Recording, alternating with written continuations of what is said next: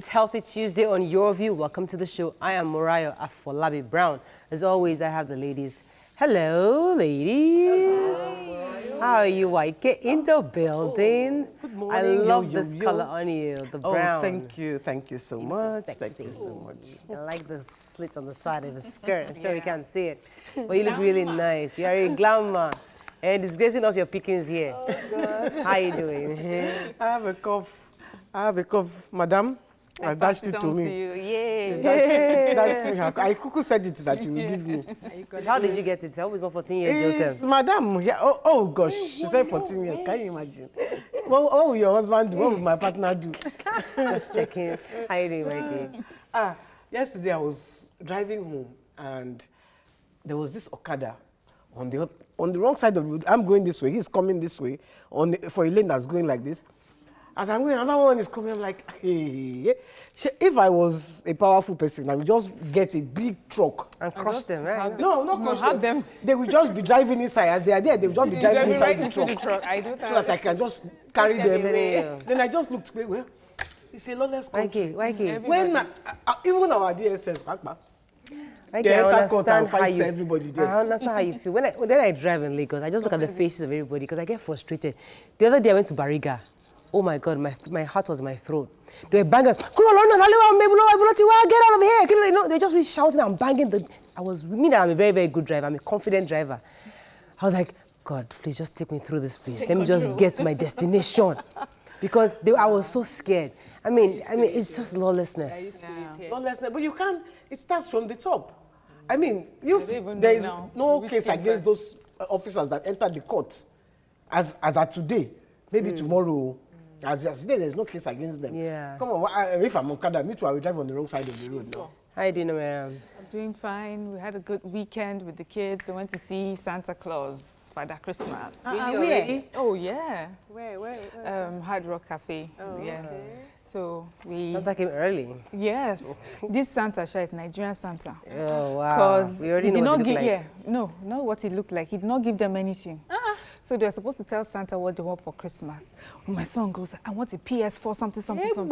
Santa said, don't worry, I'll go package it for you. And Christmas, come on, collect. I said, only Nigerian Santa has the rights, has the audacity to lie that kind of lie.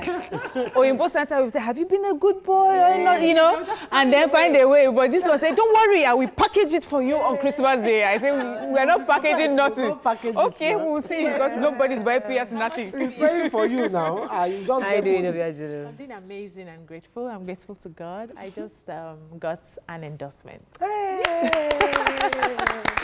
Yeah. Wow, so, fantastic. I signed the MOU yesterday, and I'm just excited. What does that mean exactly? So what are you going to be doing? So I'm a brand ambassador to a transport company.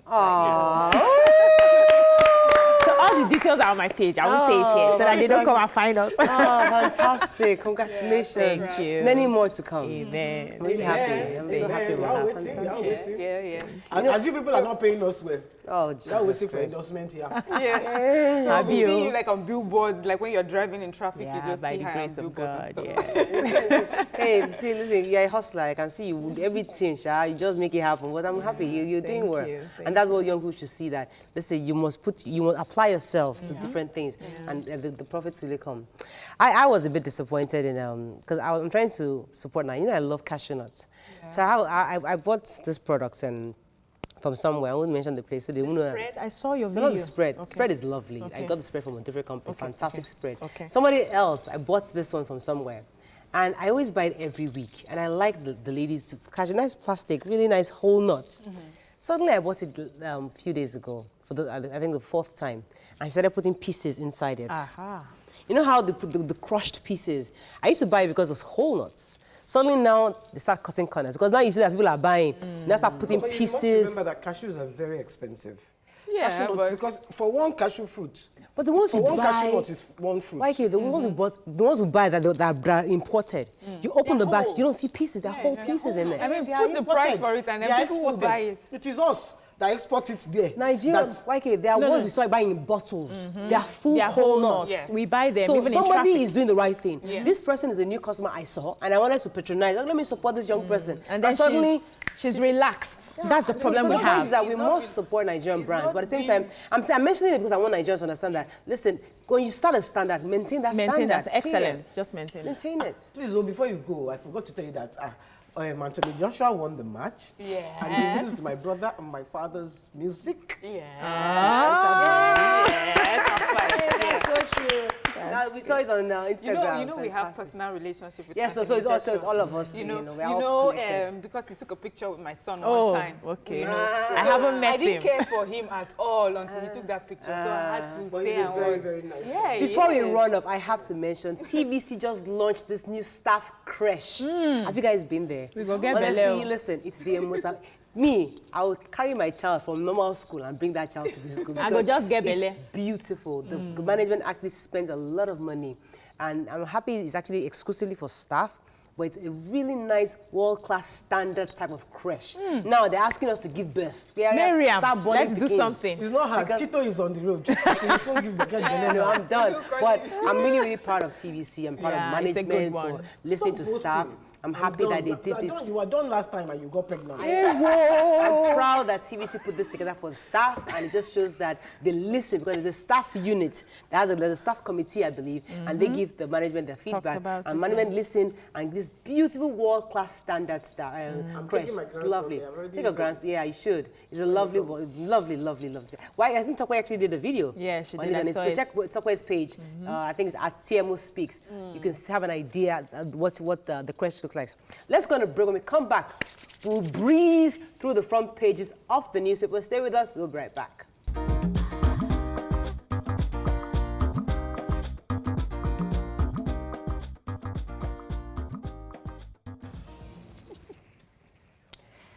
Waiki, don't go and bomb Peking because of pressure. Oh my God! Hey, these things happen. came after But you. you know, it's just don't mind that.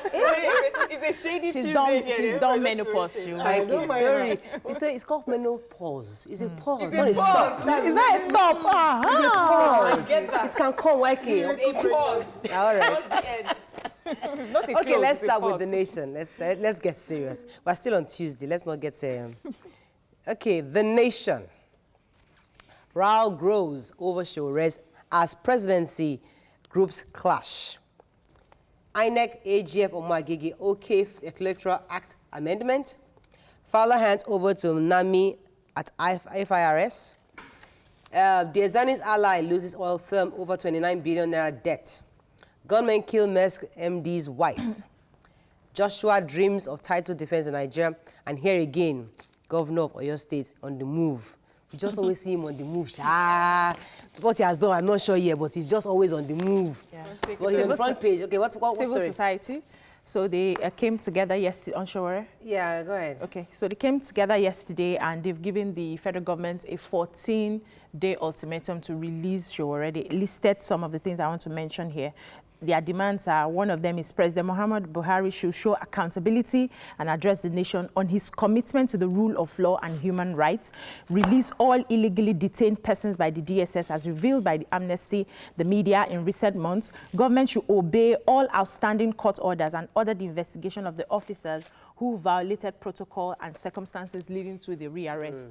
So but the federal government, on the other hand, is saying that Nigerians are really not bothered about the rearrest of Shore, and that they did not, and that did not go, they didn't, there's a word they used, they did not, go against the court of justice, so to speak. So anyway, Yemi Adamolekun also mentioned that they're going to march to the National Human Rights Commission if they do not release you in 14 days. So that's the ultimatum they're giving, that you must, if they don't do that, they're going to get their people to come out and protest.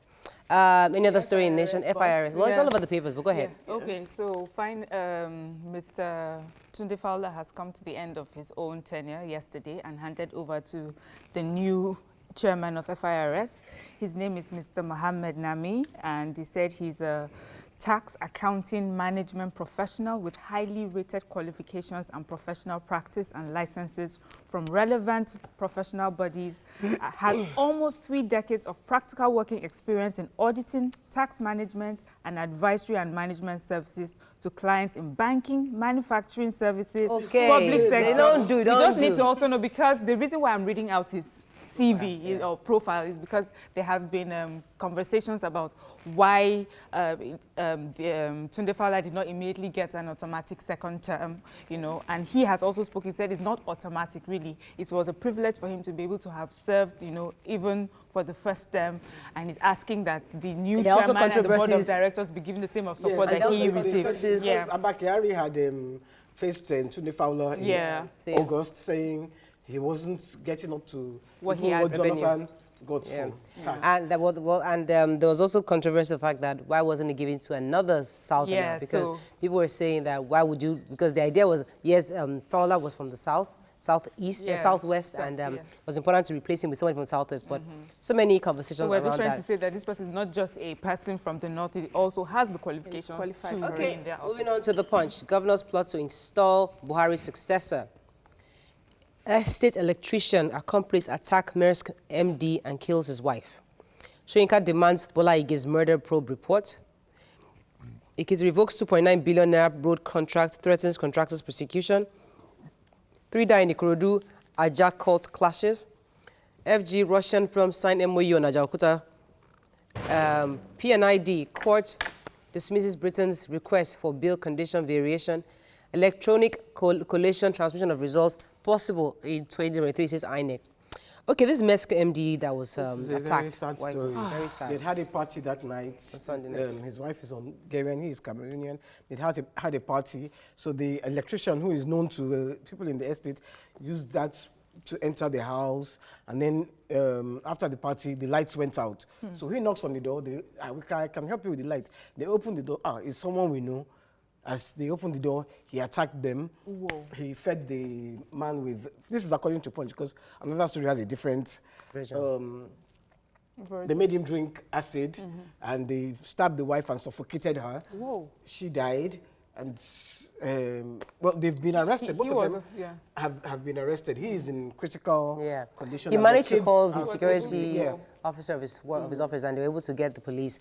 Really sad, because there's a picture of the whole family. So they're small kids. They have 3 small children, and then now both parents are in hospital because... No, they're not in hospital. I mean, one is dead, the other person in hospital because really 2 greedy people. They made her transfer money from her account to their own. Okay, and when still you took that, her card. It was gone. You know, why kill them? They have 3 small children. Very painful. Very painful.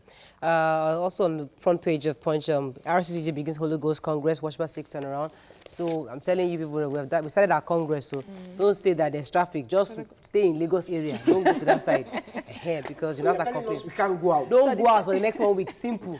The federal government, the federal government quickly will be signing the it's a political story, Jerry. This one is the front page, Abi? No, the MOU now for the Ajaokuta yeah, please go ahead. So hopefully in January, yes, they'll be signing it. But now they said the money is ready. They are still, reading the documents on both sides. So when everything is finalized by 2020 January, hopefully that will be signed, and work will commence on this still.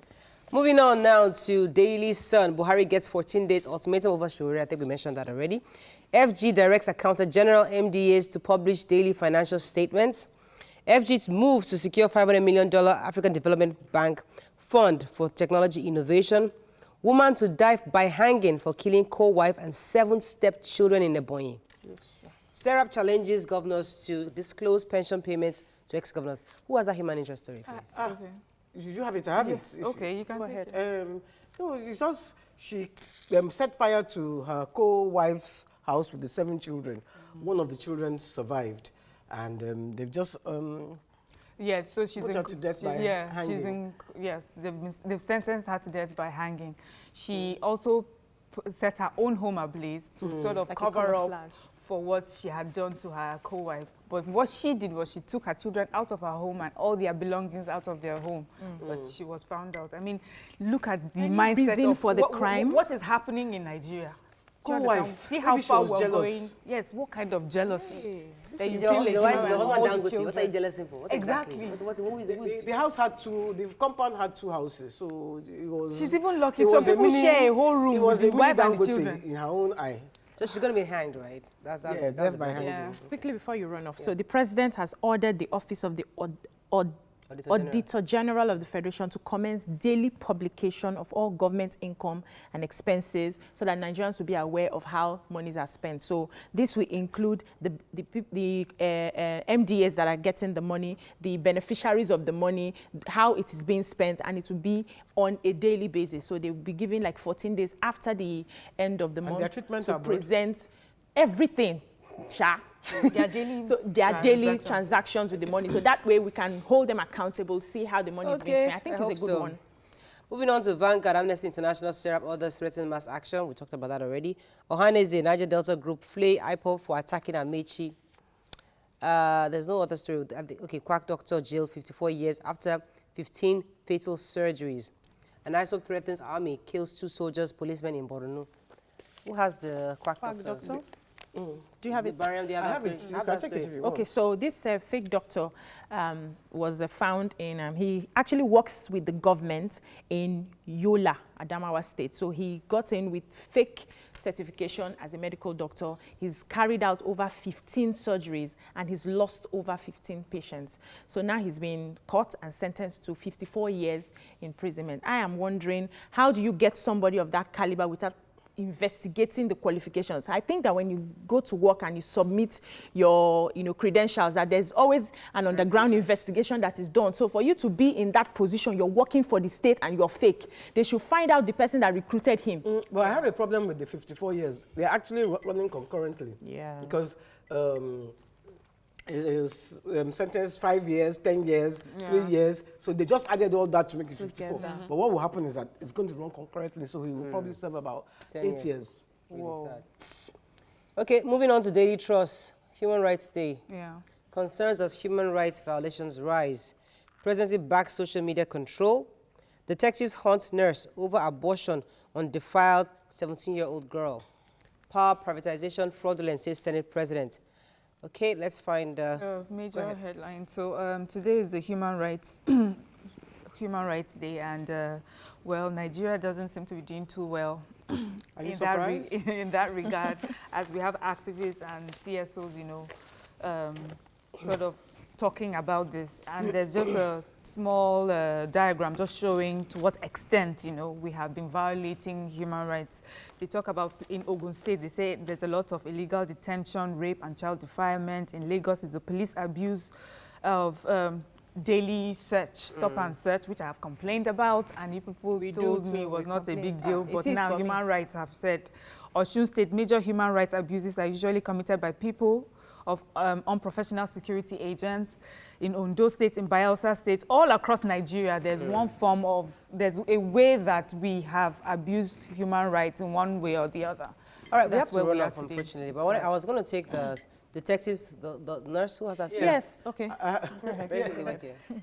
He defiled this 17-year-old girl. What was his name? The nurse is a guy, right? It doesn't say if the nurse is there. They're looking for the nurse. It wasn't the nurse that defiled. No, not the nurse. The boy. Amusa Ahmed. And she got pregnant, so he engaged the nurse to help him. So when they when they examined the girl, they saw she had been defiled and had been pregnant and had an abortion. So he has confessed to the crime. They're now looking for the nurse. Nurse is at So large. the nurse is like an accomplice to what happened. Now you do the Oh, right. Okay, unfortunately, that's all we can take on Front Page Review. When we come back, we'll discuss a couple of hot topics and then take other health issues. Stay with us. We'll be right back.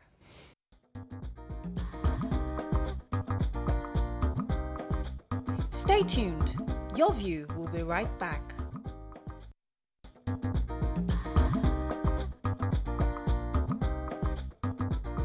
Welcome back to Your View. Okay, thanks for staying with us. Report has it that the convicted former governor of Abia State, Orji Kalu, will continue to receive his salaries and all other entitlements while in prison. Despite him not performing any legislative function from his prison cell. Now, online, people have obviously taken this story to a different level. Everybody going left or going right on this issue. We'd like to hear your thoughts on it. You can call us on 070-806-68014. You can also tweet to us at TVC Connect. Please hashtag YourVTVC so we can read your tweets. Now, it's easy to go on the emotional angle because everybody will think of the moral angle. However, I'd like Mariam to let us know exactly what the law states in this first before we start going on this emotional tangent. Okay, so this is really the spokesperson for the National Assembly management, and he said this while this was in May this year, and he was talking as regards the Joshua Dare case. I hope we remember the former governor and senator who was locked for 10 years and was still receiving his salary as well as the bonuses. And the thing he said was the Constitution makes no provision for when you're in prison. It says the seat does not automatically become vacant because you have been convicted, as long as you're still in the courts and you have not exhausted your options judicially, you know. So he could still appeal. So, but with Dare's case, even though he accepted his conviction and was still locked up in prison, he was still able to get his salary. So the only time that your seat is vacant in the Senate is either by recall or by death. So he says, yes, he understands many times that what we're talking about is just the moral burden, but constitutionally, it's only by recall or by death. Thank you, Mariam, for setting that standard for us. But now, going to the moral burden, because we have lawmakers, their job is to make laws, repeal laws, and review laws. Yeah. And it's quite interesting that none of them have actually deemed it fit to review these kinds of laws. Why do we have a law such that a convicted felon, a convicted person that is serving can actually also simultaneously continually receive his entitlement as a public officer? That comes across as insensitive. Well, yeah, you can use the word insensitive. Will he be still receiving the money of former governor as well? Yes, now. Yeah, the pensions that they're talking about, right? Well, it's possible. Since we don't know. If he's receiving money for a job he's not doing currently, he will still receive pension. His own Nothing has changed. It's just that he's not physically there. Yeah. So for me, I think our constitution needs to be thrown away because it's not serving us anymore. This is the truth. You know, we cannot keep going back to the constitution and going back to the constitution when it has to, you know, serve our interests and not looking at changing it. All over the world, people pick the systems that work for them. So you look at the constitution you have, you look at the laws of the land and see that, does it really serve the interest of the common man? If it doesn't serve the interest, we have to take it away. But what we see here, and every day, because of these things that come out to the fore, where our eyes are beginning to open that these are lawmakers, really, these are leaders, really do not care about us. Now, when there's a conviction, that shows that the law has pronounced you criminal. First, whether you appeal it or not is inconsequential. For the fact that you have been pronounced a criminal, you shouldn't be paid for a job you're not doing. As a matter of fact, I even expect you to resign. All over the world, people resign honorably. But in this country, they don't like to resign. They want to die there. If you look at it on the other side, in a situation whereby somebody was wrongly accused or wrongly convicted, where you still have that option. So you're innocent until proven guilty. Now you have an option to appeal. I know he's proven guilty, but he has an opportunity to appeal. So the court is still seeing you as somebody who, okay, yes, you've been found guilty. However, so what if that ruling is upturned? So in that situation, that's why I can understand why the law is saying we can still pay him salary because he still had an opportunity to appeal. Okay, Mariah, let's just use your train of thought. Yeah, your line of thought. So why don't you do it this way then? If it is upturned, then all that is due him, will be paid to him. And then when you do that, it means what you should be doing now is when you have finally exhausted the courts, your options in the courts, all that has been paid to you while you were in court should be returned to the federal government as well. Because it really makes no sense. We are asking there's a double standard here. Yeah. I mean, imagine a regular worker in the office who has been accused of something. The person leaves the office immediately no payments, nothing is given to you. And then you have someone who's supposed to represent you at a higher level, getting something totally different. That is why when people run for offices, they do everything. They want to die they kill people to get there. They loot, they steal, they lie in order to get there because they know that They are made for life. They know that So that there's goes no back to what repercussions for the anything. Constitution, because in companies, there are office manuals. Yes. So you go is based on what that manual approves. Yes. So in this situation where the Constitution is not clear on the punishment given to you, and once you're a convicted felon as a public office holder, that you don't get this. So it's not really clear. There are gray areas in there. So that's why we need that review. Yeah, because what are our leaders? review. What are our representatives doing? I don't know. I just have a question for Obiajulu, because you said your leaders don't care about you. Were you in any doubt before? Sometimes I just want to, give them the benefit of a doubt. Really? That maybe they really love Okay, us. show me one instance. Oh, but there are some people that are there for the right reasons. beg. There are people there. Sure, It's yeah. unfortunate that they're just very small in the midst of. You're right. You know when you put a rotten It's really apple. In a bun, in a basket full of good eggs, what happens? yeah. They all become rotten. I rest my case. Yes. You know what they say about that evil perpetrates when good men don't speak up. So we have people, yes, who are there for the right reasons, but they just do not speak up. You would expect every time people are putting out bills for social media, for hate speech, for, hanging people for speaking, left and right on social media, and yet nobody thought it in their head that we should sponsor a bill that looks into this situation, because somehow it favors you that I'm part of this group. What has happened is that you have created a clique for yourselves, and you protect each other despite whatever it is that you do, and Let me take this call everybody from should go Dennis. to. Dennis, are you there? Oh, I'm so sorry for keeping Maybe you. they So didn't for think me, about it. this no. It's a sin of omission.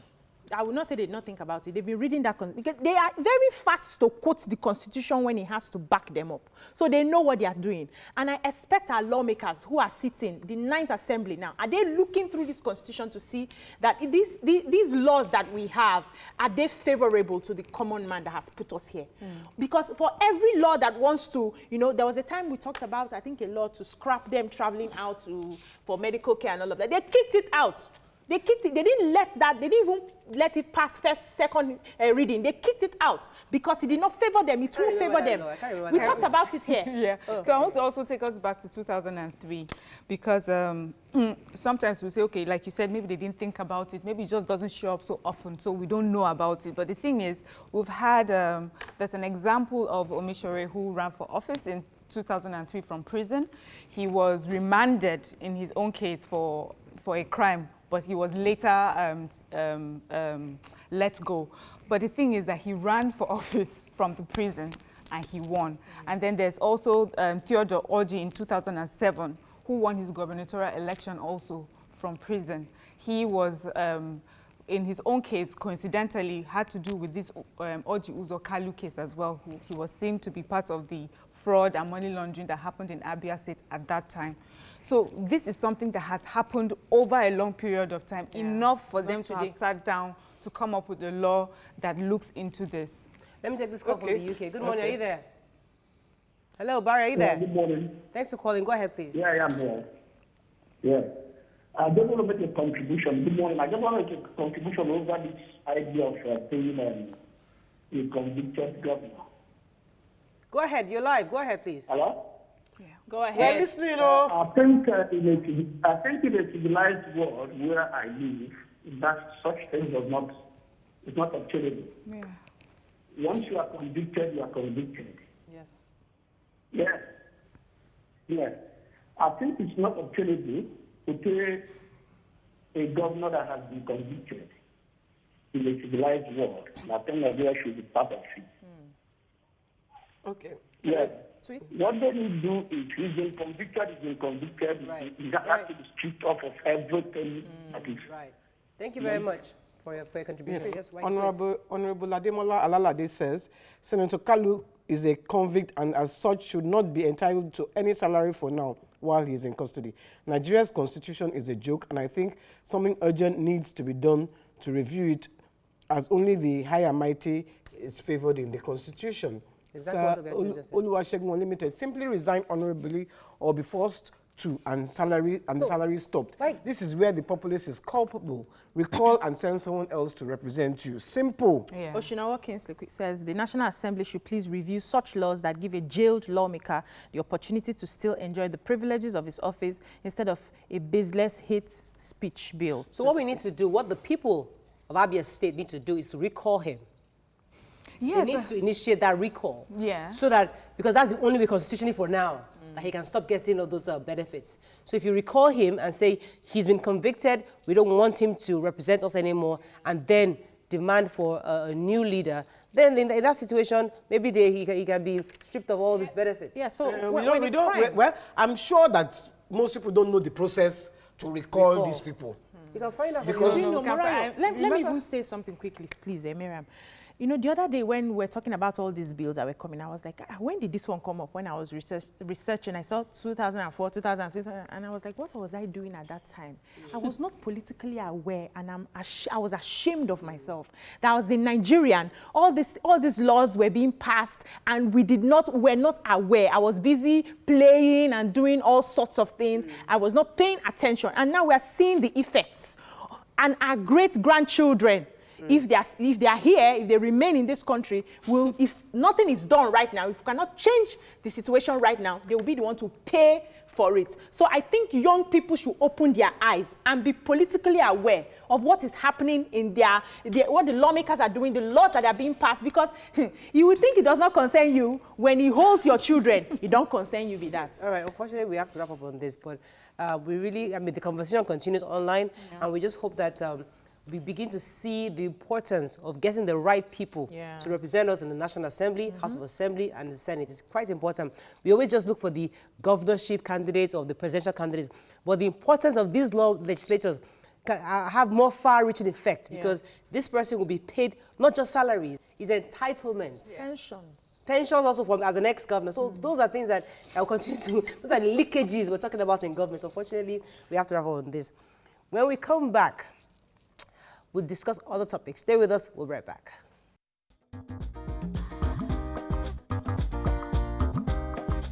Stay tuned. Your View will be right back.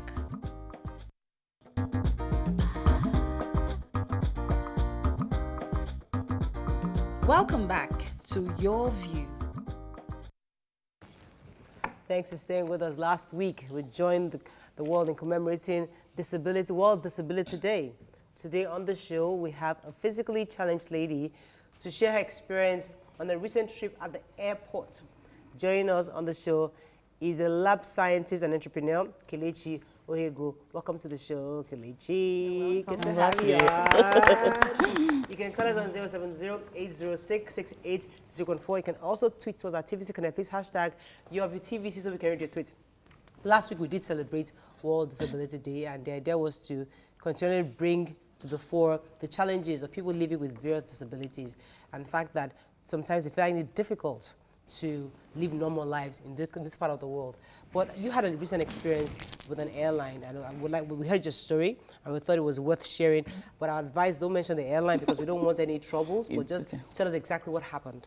Okay. I was coming from Abuja, and a friend reserved a seat with this particular airline, and he specified that this person boarding this flight is living with a physical disability, so you're going to make preparations for her. And we're two of us who are physically challenged that had to board this flight. So while we were both approaching their stand, a particular guy came, and no exchange of pleasantries. He's one of their workers, and he said, I don't think you guys can board this flight. Maybe we'll return your money. And I was like, just like that, what are you talking about? Can you hear yourself talk, And he said, yes, because that's our policy. Even if you go to the stand, they will not really attend to you. And I said, all right, let me just walk up to them and ask them what's going on, which I did, okay? And when I got there, they said, yeah, except you'll be able to climb up on the... Yeah, so this feeling of when they don't allow you enter a place just because you're black. and you just start looking at yourself like, oh my God, how am I going to turn white all of a sudden? And so that's what happened to me, and I was thinking, how am I going to walk now? Because I'm crippled. So I felt so bad, you know, that I couldn't board this flight. But you flew to Abuja? Right? No, I went by road. By road, yes, yeah, right. went by road. But I actually fly a couple of times. But this is usually our fear, the way we'll be treated. Sometimes a couple of other friends who use the wheelchair complain about their wheelchair not being handled properly, you know. Yes, so the hospitality is second to none. Poor. Yes, very poor, I must say that. They try a little, but it's second to none. So wait, okay, just give me an experience, because for those who have no idea, when you're trying to climb into the airplane, that little staircase, in the past, that you actually flown, how was it done? Did they carry you or did they carry your wheelchair? What exactly? Okay. What did you In Lagos, there's a ramp. We have someone who attends to us here, Okay. and then there's this path we take through a particular truck, like stuff, that takes you directly to the foot of the plane. But in Abuja, they didn't have it. And so they were telling me how they had a bad experience with a particular lady who used the wheelchair, and they carried her. And she said she didn't like to be carried. Of course, nobody likes to be carried, especially as an adult. I mean, things should be put in place, especially in a civilized world that we live in right now. Yes, So the issue is the airport actually didn't have the right facility. Yes, to in accommodate- Abuja, Yeah, so that's they the didn't. problem. That was the so problem. maybe the airline actually, because they probably wouldn't be able to provide that facility. Or is it the airline or the airport that should provide that facility? That's the I question. think the airport should, and The airline should. the airline, yeah.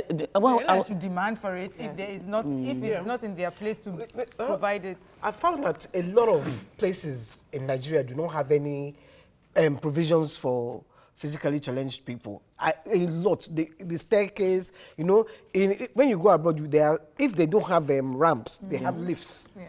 You know, so they should, either if they don't have ramps, they should have lifts. They should have something to help the physically challenged. But they don't have it here. And it has not come into our consciousness. And what your own being here now is going to make it, you know, because you can't just blame the airline. What of the airport? Exactly. Because I think about Murichala, and I'm thinking, really? How accessible is it? It's not.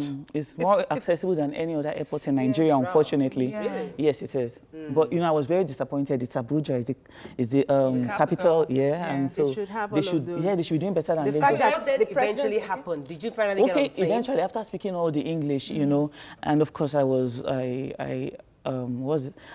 already very wary before they eventually attended to I and my friend, you know, and of So course. did they lift you guys up? Of course they did. Oh, they said, oh, just carry us shamelessly. We needed to fly. For real? Yeah, it really didn't feel good, I must say. What happened to your wheelchairs? Okay, of course, they folded them and took them in as part of the luggages.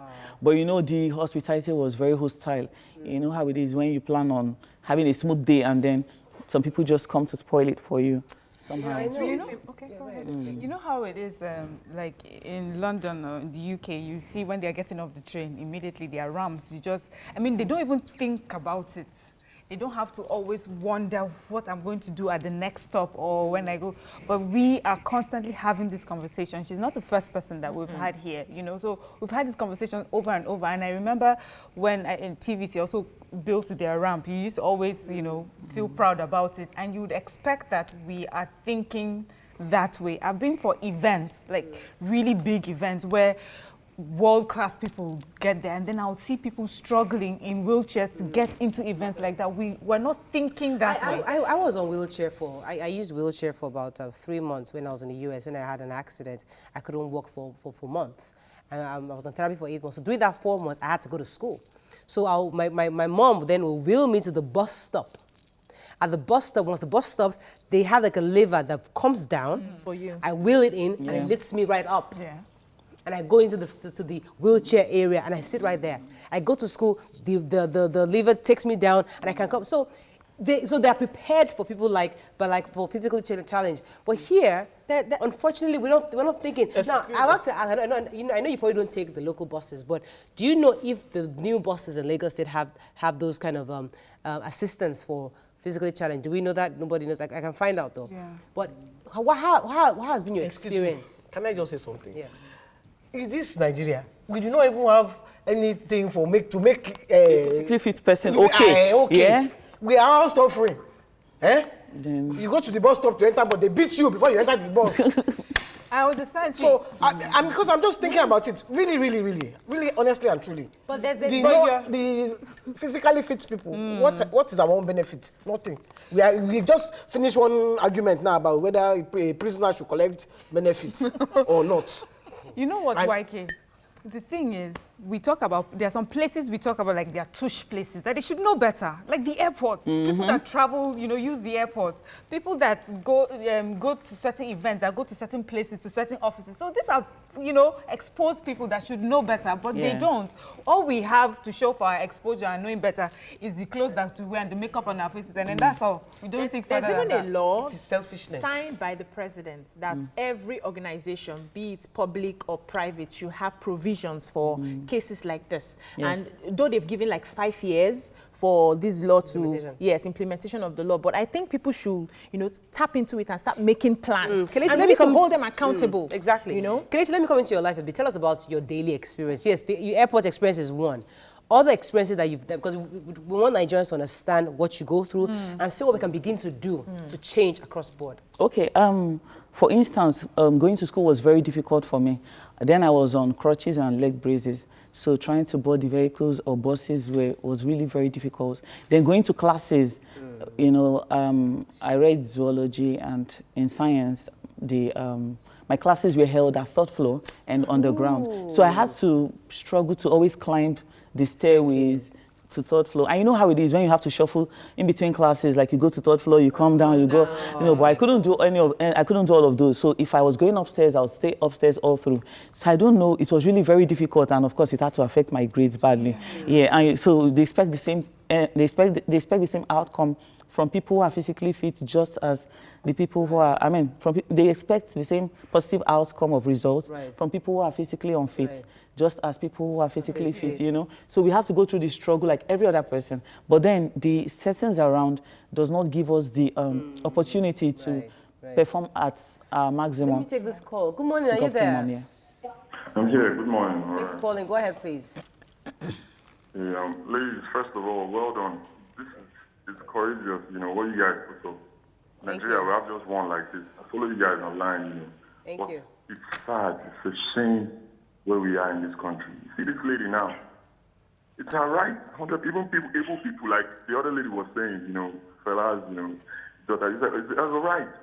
But it's because why they misbehave, even at Italy, see them misbehaving, they know there's no government that puts stuff in place, there's no punishment.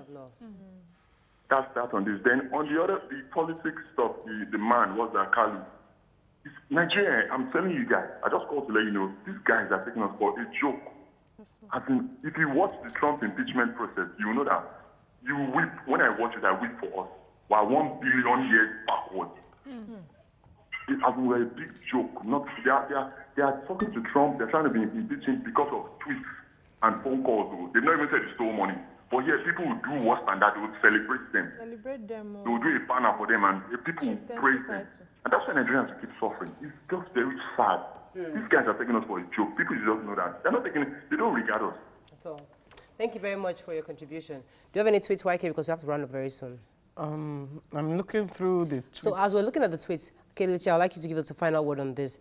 Last week was World Human Rights, World Disability Day. I'd like you to share your thoughts to our leaders, if watching, what you would like them to do concerning people living with disabilities going forward.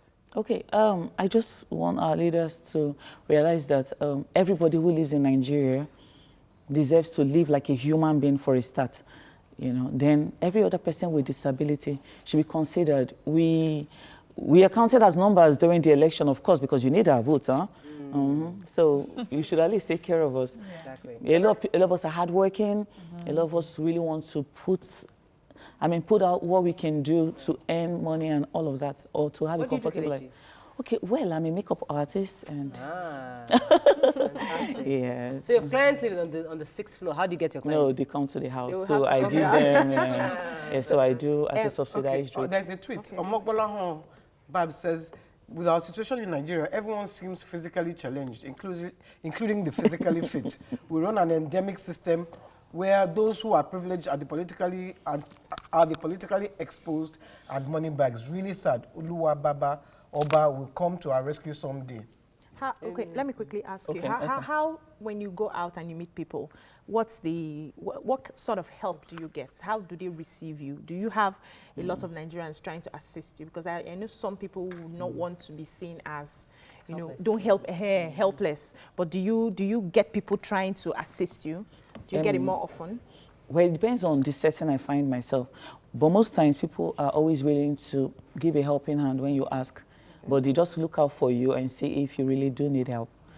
So, but it's time we start living independently. You know how it is. Yeah. No, I can't drive yet, but we have a couple of people who can drive, who use the wheelchair. Yes. Funny enough, she was the one I was coming back from Abuja with. Chichi, yeah. You know, sometimes when I meet people who are physically challenged, I'm afraid to not come across as being almost condescending in my wanting to help. Patronizing. Yeah, patronizing, that's the word. I don't want it to be like, oh, do you need help? Would I do it for a regular person? I wonder, how do you see it?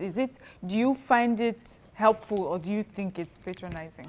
Well, I just think that when people need help, they ask for it, especially people with disability. But then there's also a room for discretion where, when you, even if they don't ask and you see that they really do need help, you could just ask by yourself and say, okay, may I give you a helping hand? Right. Or something like that. Thank you very much. Okay, very quickly, YK. Yeah, Kayode Kaka says, this is a general lapse in Nigeria. The government has never had the physically challenged in their plans. The government has legislated and should be enforced. At MM1, what they provide belongs to the 16th century. Mrs. Exo says, same thing I thought too, but I guess it's better to avoid a lawsuit in the making.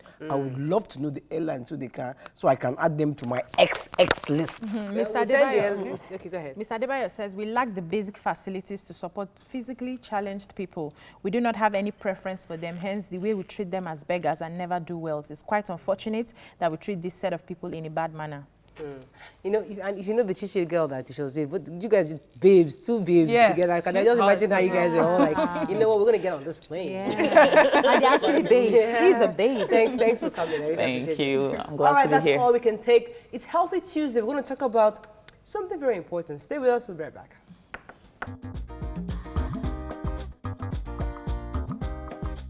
Stay tuned. Your View will be right back.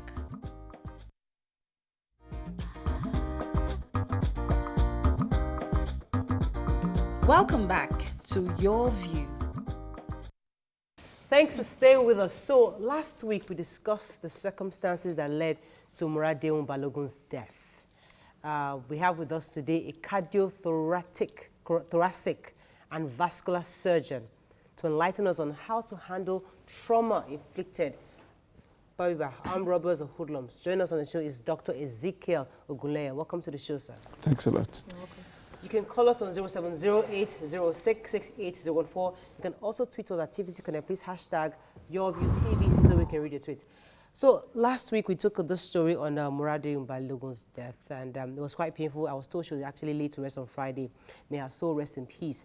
And that story took everybody by storm because there were different angles. We heard from the family, we heard from the doctor, and there are different versions. But as a cardiothoracic surgeon and vascular surgeon, I'd like you to help us understand the first aid that we can do in this kind of situation, because these things happen where somebody is stabbed.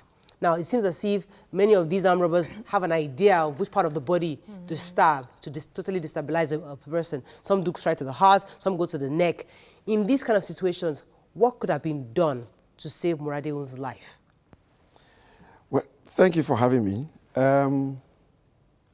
When there is bleeding in any part of the body, the first thing is to put a compression so that that bleeding will stop temporarily while you seek for medical assistance.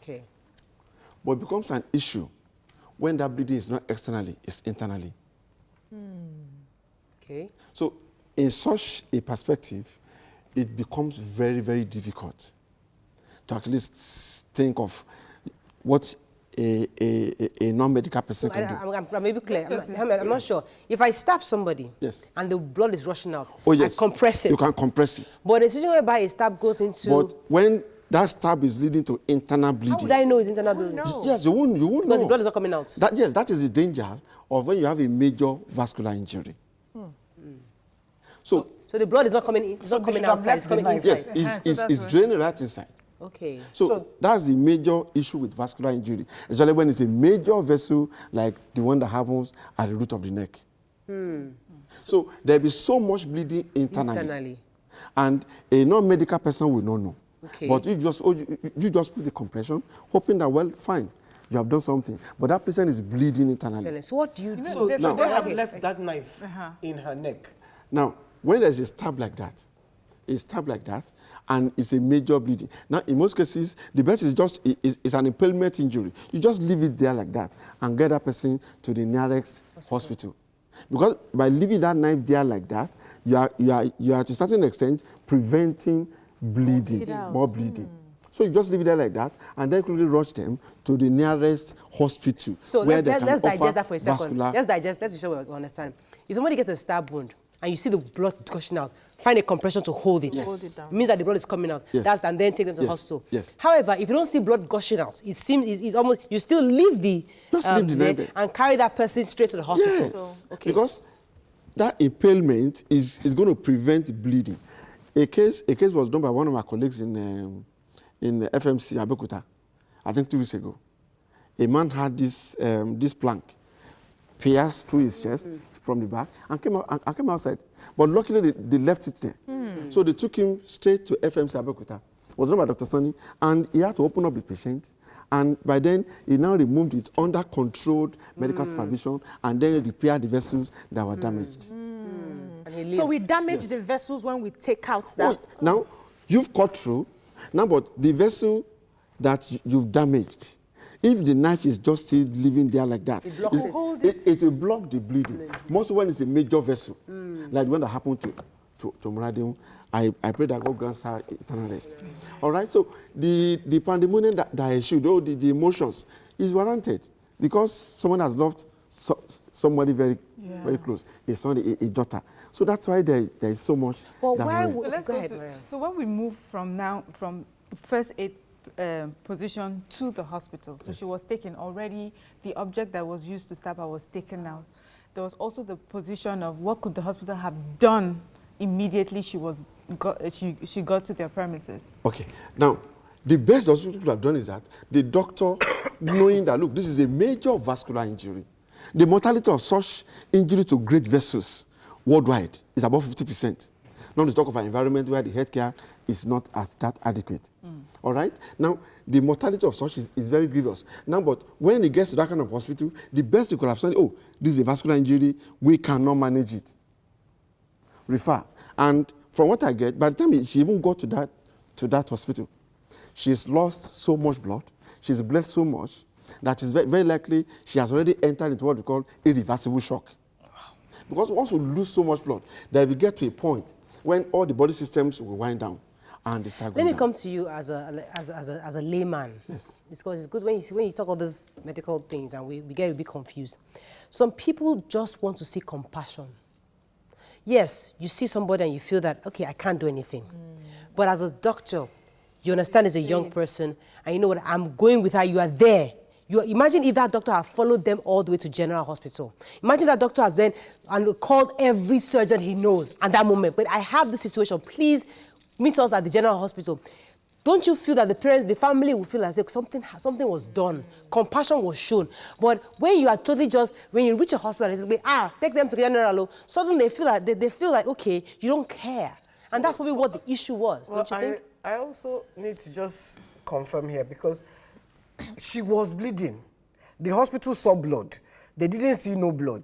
Because I don't think they saw blood. She wasn't bleeding when she got there. Bleeding. But the report I read, according to what doctors said, they said they didn't see. She wasn't bleeding. Now, before she got to them, she has bled so much, both externally and internally. But how did they know? And by then, her blood pressure must have been very low. Even she got there almost unconscious. Her GCS was 5, out of a grade of 3 to 15. But they didn't take any tests to know all this. Okay, Now, I can access to GCS without even calling you. Oh, I said, YK, you will respond. Open your eyes. Let me see your hands. Now, those are scores, 5, 5, 5 over 5. Okay. All right? So the doctor seeing her And looking at her, oh, this is 5/15. This is a very grave injury. And then looking at that, the root of the neck, the vessels there are huge. And blood, look, we have 5 liters of blood circulating in our body in 1 minute. So if you just take just a small pipe to pierce a vessel, and unfortunately, you can lose the entire blood in 2 minutes. And once you lose like 2-3 liters of blood out of 5, the body system goes into irreversible shock. That is, no matter what you do, this patient is going to die. I'll give an example. A patient, a big man was shot in this Lagos. He was shot at 11:30.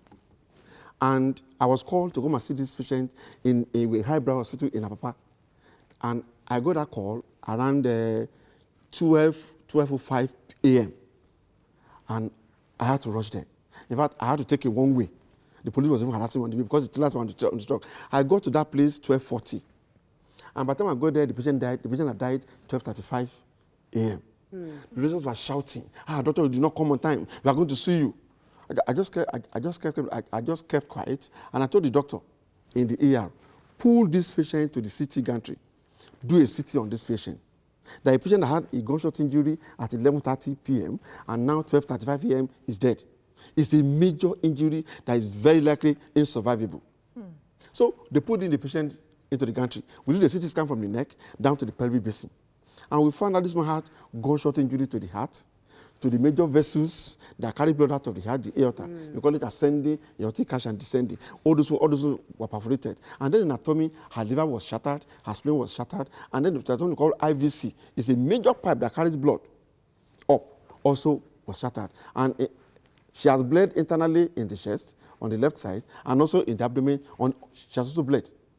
So Anna somebody was more reasonable among those people. Said, look, come and see what happens to this man. How can we repair? What are we going to repair? If I'm repairing the heart, somebody have to repair the liver, repairing the spleen, repairing all this bad. This man has suffered an insurvivable injury. That's why they kept quiet. But you're saying that one of our doctors last year, may so rest in peace, was stabbed just almost directly, like 100 meters from Lute Gate at 10 p.m. He still managed to run to Lute Gate, and he collapsed. His colleagues, everybody rushed him. We rushed him to an emergency. We rushed him to the theater. Did everything possible. Before we could start operation, he died. I remember that story. A major injury. Because the issue is, once you lost so much blood, that the patient has gotten into what we call irreversible shock. There's nothing you can do. You can do everything, the patient is going to die. Now, concerning whether the doctor should show emotions, you see, let us pray that we have a good health system in Nigeria. That is the issue. Before Muradin got there, that doctor was attending to some patients. All right? Now, in a good system, we should have what we call emergency medical system. When the trauma happens, people know what number to call. When they try and put some first aid, they know what number to call. And the emergency medical guys will come, they are paramedics, they are trained in everything. And then they will now know which hospital to take this patient to at any point in time. Now, how I wish the Cardiothoracic Center in Bagada was working. Fortunately, did fantastic work in that hospital. It's one of the most equipped hospitals I've ever seen. Is it still functional today? It's not. I'm not sure. Because after Fashola left, I'm not sure whether the next government is that girl could have been saved, and that place was working, functional. Was working and functional. So that's the kind of place you should have taken the girl there. There is no way. Look, now the people who repair vascular injury, they are cardiothoracic surgeons and vascular surgeons. How many of you are in Nigeria? Exactly.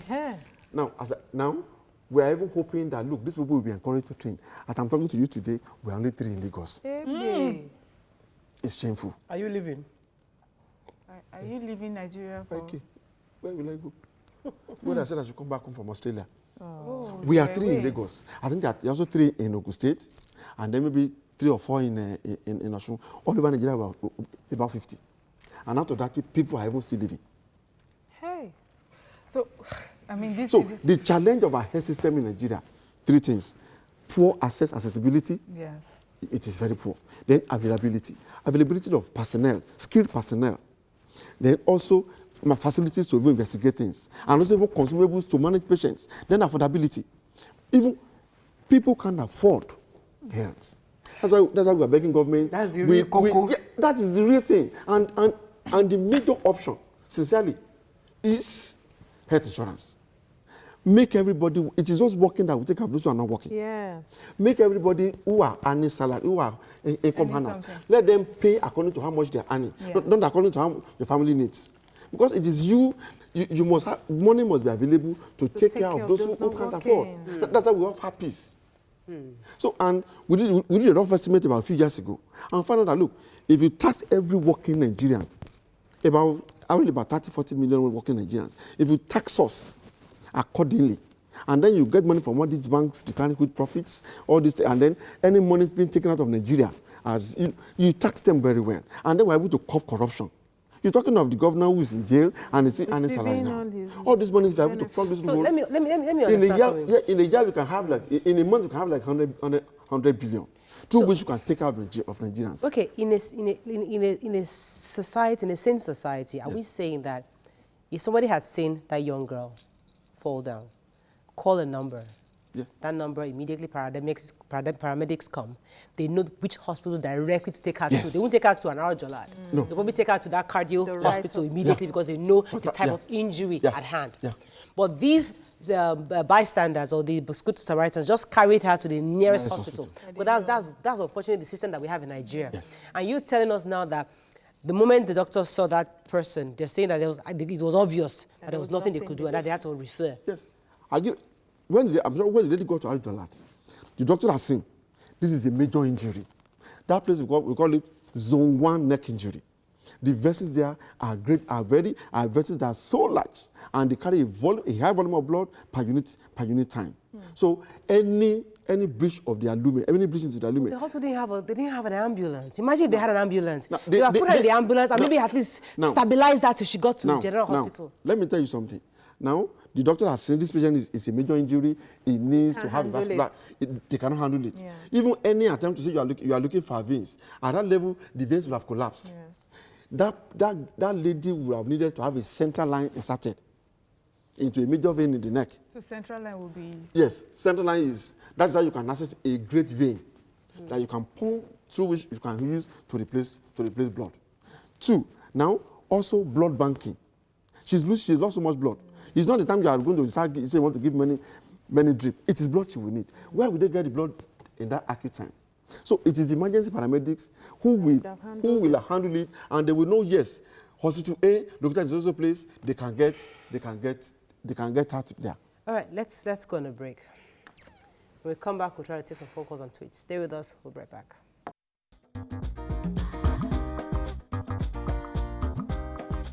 Stay tuned. Your View will be right back.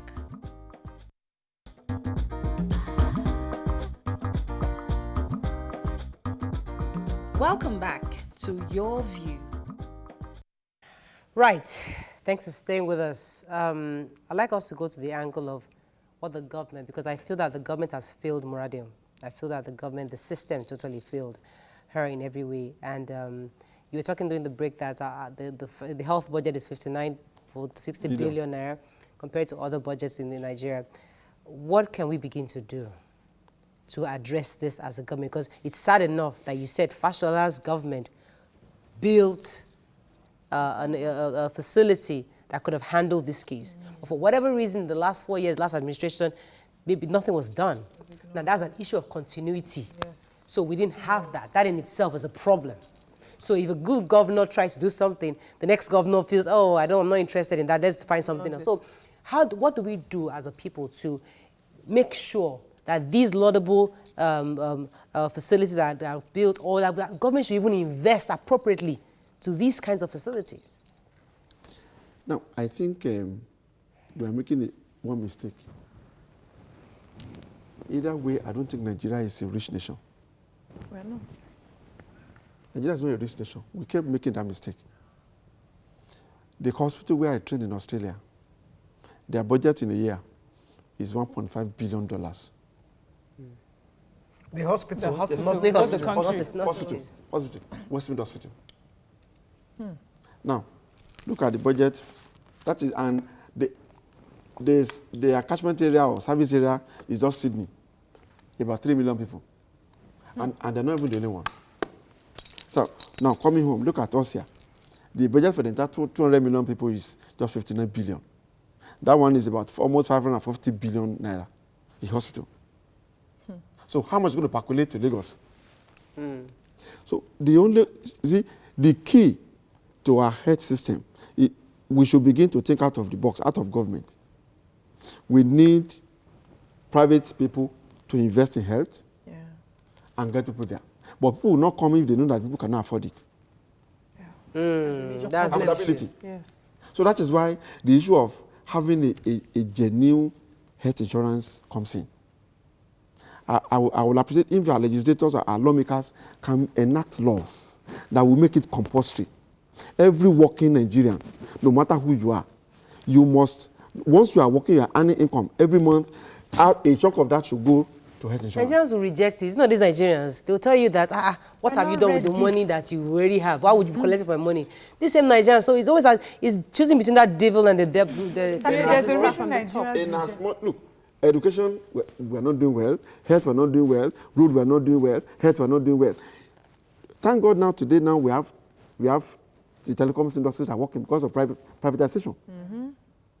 In those days... But so, if you say that, the hospitals tried, because we have more private hospitals than we have government hospitals right now. So we had a doctor here, she didn't really want to talk, but I had spoken to her before, and she talked about how expensive it is to run a private, that she's even regretting that she opened the private hospital. So it's not that it's not for a want of trying. People have tried, but they have not succeeded.